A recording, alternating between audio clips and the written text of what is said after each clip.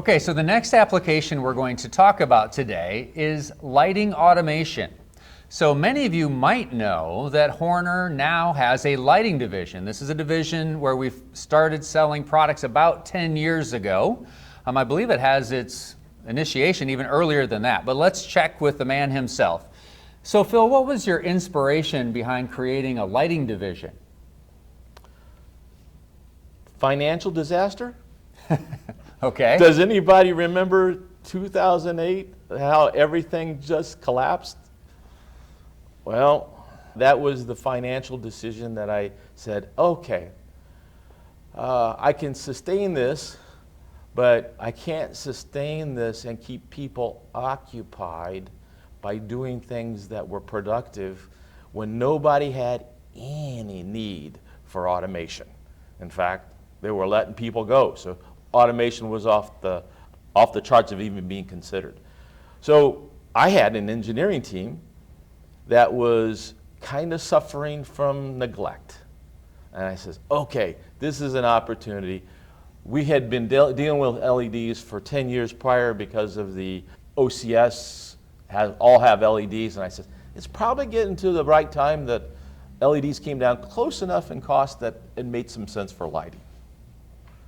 And as a result, we got into lighting, and Ken, as usual, bailed me out because remote phosphor was our first entry into lighting. And if you wanted to look at why it makes sense to go one way or the other, the LED is a blue LED that has a thin layer of phosphor on it. So that's how it's constructed. That's basically how it's constructed. Right. So every LED underneath is blue. Is blue. And if you're in Iowa, and particularly Des Moines, you can see some poor design LED designs because guess what? They burn off the phosphor and all the lights are blue. So those were obviously not Horner lights. Those though. were not Horner Yeah, lights. Those are our good. competitors, Yeah. and I'm not going to mention any names. There you go. Because they'll be in lawsuits. Right. But the fun part about it is that the idea behind remote phosphor is an LED generates a lot of heat, and burn off and runaway temperatures are always the management of lighting, or LEDs. Ken came up with this technology of using remote phosphor on a fixture, keeping the phosphor away from the LED, thus keeping the burnout of the phosphor from happening. Right. And that was that mixture of the remote phosphor and the blue LED, which is the basic LED. And back then, the efficiency wasn't there, and when efficiency's not there, what you do is you get heat. And that causes the failure of the LED. Okay. So remote phosphor was really the first technology that we kind of grabbed onto when we started our lighting division because it was different than what other people were doing, and it had some real advantages that you talked about, heat reduction for one. What are some of the other advantages remote phosphor had, especially, back in the day? Yeah, especially early on, the white LEDs were not very efficient, so it was a way to gain efficiency over everybody else. So we had some of the highest efficiency fixtures on the market at the time. And then the color quality, so we could control the phosphor much better, so we had better white levels. And then the color over angles, so if you look at like an inexpensive flashlight, you'll see like blue fringes on the outside and nice clean white on the inside. Remote phosphor doesn't do that. Right. Now another thing I've noticed when I've looked and compared kind of traditional LED fixtures and remote phosphor fixtures is with remote phosphor, the phosphor is embedded in the lens, right? Right. So it's really the lens that's glowing and generating the light, more or less, even though it's excited by the blue LEDs underneath? Right. The photons hit that, and then they get converted and Okay. produce white light. So you have this nice fine line on the side of a remote phosphor fixture where you can see the individual little chiclets of the LEDs with a traditional fixture, right? Pixelization. Pixelization, that's a much more, chiclets is kind of a gum term, I guess. But anyway, so that seems like another advantage in certain applications for sure, right? Yes. Okay.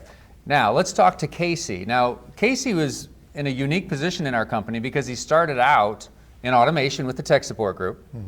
And then his second big position at Horner was really very focused on our lighting products. Yep, absolutely. And of course, when we have opportunities to sell lighting, we want to sell automation along with it. So every time there was a lighting automation project, you were the guy we got a hold of, right? Yep, I was one. Absolutely. So tell us about some of those, remote Phosphor especially type technology applications that we automated back in those days and still do today. Sure. So I think probably one of the biggest industries where a lot of them go hand in hand together was in like the automotive paint inspection system. So paint inspection is something that's, continually improved to this day because it's just a very difficult task to get right. And basically what the remote Phosphor lights allow a lot of the traditional fluorescent paint booths to have a similar quality of light, but allow for all the efficiencies that LED has done in the last 10 years.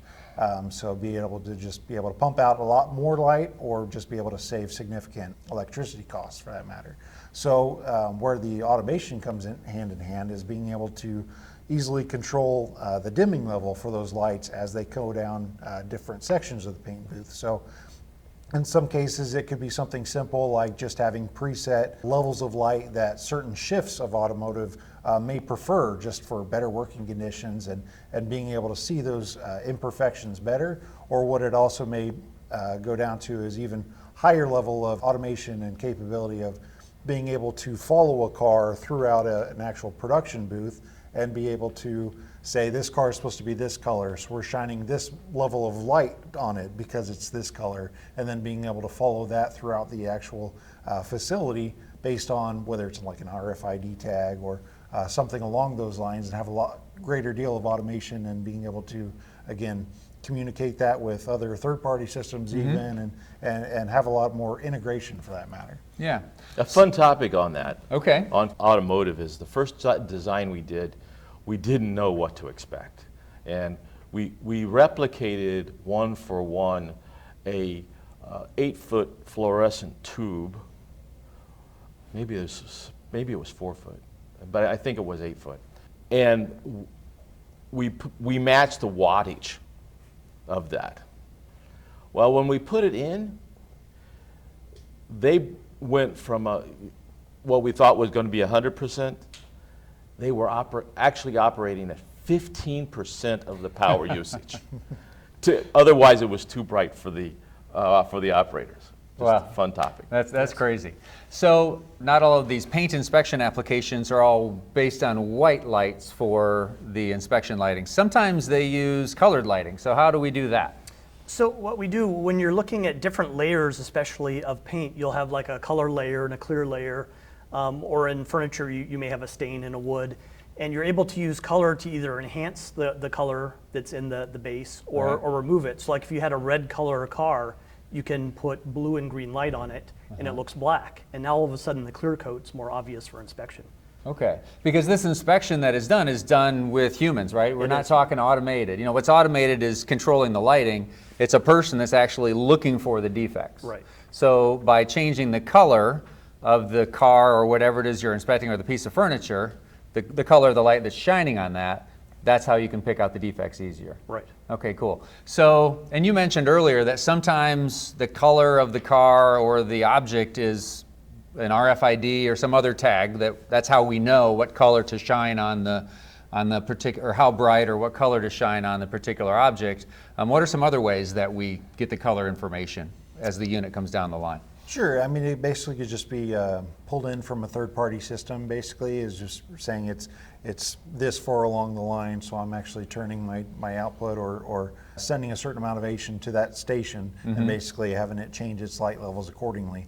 And so for like our RGB systems, we use communications such as Modbus to be able to actually tell it what color and what levels everything needs to be able to show that color on that particular paint. Okay, so we have an OCS that's controlling the lights, sending a Modbus signal to tell it what color or how bright to be. Yep.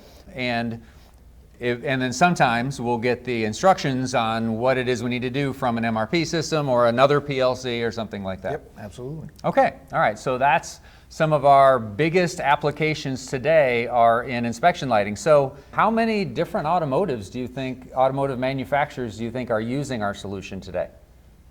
I would say that today we support maybe all but one of both the Japanese, Korean, all of the manufacturers here in the United States except for maybe one.